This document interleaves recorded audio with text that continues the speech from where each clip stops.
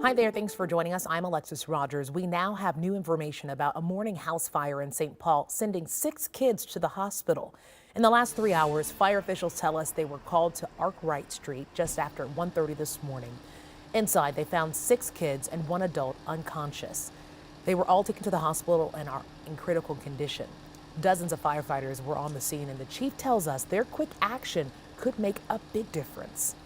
We show up on scene in a house or dwelling that's visibility is nil. You can't see anything. And this individual went in, quickly found one child, pulled the child out, went back in, found another child, pulled that child out, and then went back in for a third time and found another child and pulled that child out. Right now, investigators say the cause of the fire does not seem suspicious. Today, a Meeker County man is facing second-degree murder and child endangerment charges. Brian Demare is accused of shooting his wife in the head in front of their kids last week. Deputies say Demare called admitting to the crime at his home in the Dassel Township. He says he and his wife have been arguing over money and alleged extramarital affair. Minneapolis Mayor Jacob Fry is now facing a lawsuit filed by a group of people hoping it will stop tomorrow's closure of a homeless encampment. Residents of the Camp Ninokasi say they don't want to be left out without housing as winter closes in. The camp has been around since August, and the city has already delayed plans to clear it out a couple of times since December. It's citing safety concerns following a recent homicide, as well as other criminal activity and public health concerns. Camp leaders say they've continuously worked to find people housing.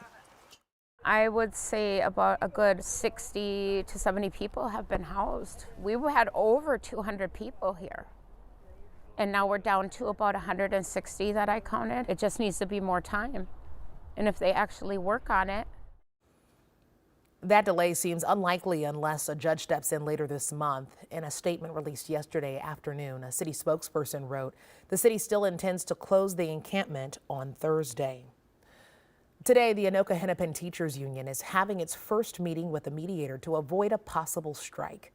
The contracts in the largest school district in Minnesota expired 6 months ago, but the two sides have not been able to come to an agreement. Last month, teachers began walkouts after classes let out.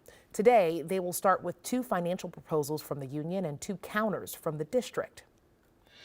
All right, let's go ahead and take a live look over our Minneapolis skies. Looking pretty similar to what we saw yesterday. Ben, the question is, when will that sun come out? Well, eventually it will get here, but today is going to be more of the gloom, Alexis. It looks like a lot of cloud cover, and then even later today, we might even see some flurries falling from the sky, but nothing significant, nothing that's going to impact roads or anything like that. Let's take a live look at radar right now, and you can see some light snowfall around Fargo and the Duluth area, though that's just where the radars are. Most of the snow that's in between is literally flying below the radar. So this area right here, we have some light flurries that are headed our way, and otherwise mostly cloudy conditions that will likely persist until later this evening and overnight, when we do expect a clearing sky.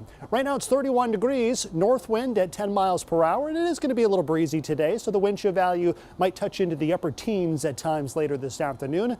Your air temperature pretty much holding steady, if not slowly falling later today as some cooler air does move overhead. That will lead to a brighter day tomorrow, and yes, the potential for some accumulating snow in the forecast by this weekend. We will highlight which parts of the state could see a little bit more coming up. Alexis? That's why I had to wear my yellow. I had to bring the sun myself, Oh, yeah. my friend. Thank you.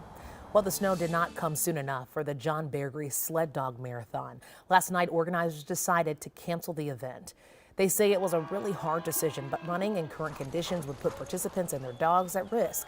A musher who was registered for the race says he understands the decision, but the news was hard to hear. You know, the Bear Grease isn't just a weekend event for us. We're working toward that all year round. The Bear Grease is a qualifier for the Iditarod in Alaska. The group's Facebook page says they will still have fundraising events, and the 40th celebration of the event will happen next January. In our world news, new video shows the frantic moments explosions went off in Iran today, leaving at least 103 people dead and even more injured. It happened at an event honoring an Iranian general killed in a 2020 U.S. airstrike. Reports say 2 explosions went off in the city of Kerman near the grave of the general. Iranian state media is calling it a terrorist attack, but so far, no one has claimed responsibility.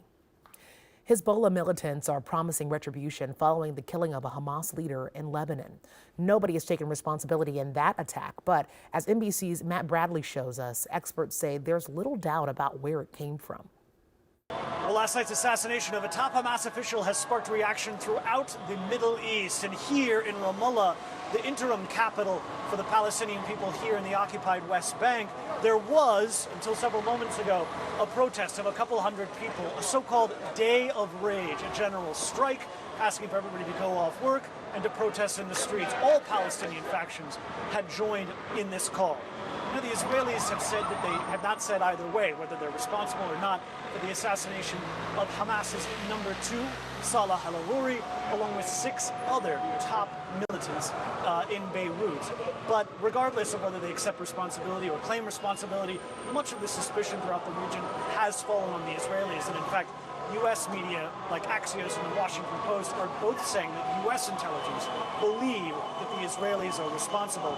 And this marks a major escalation because not only did the Israelis reach into a neighboring country in order to assassinate this top official, they reached directly into Hezbollah territory. Hezbollah, like Hamas, is backed by Iran. Now, Hezbollah has been fighting against the Israelis ever since October 7th, creating mounting casualties, hundreds of people. But both sides, the Israelis and Hezbollah, have so far shied away from an all-out war. But last night's assassinations, multiple people, could change all of that very quickly. Matt Bradley, NBC News, Ramallah, the occupied West Bank.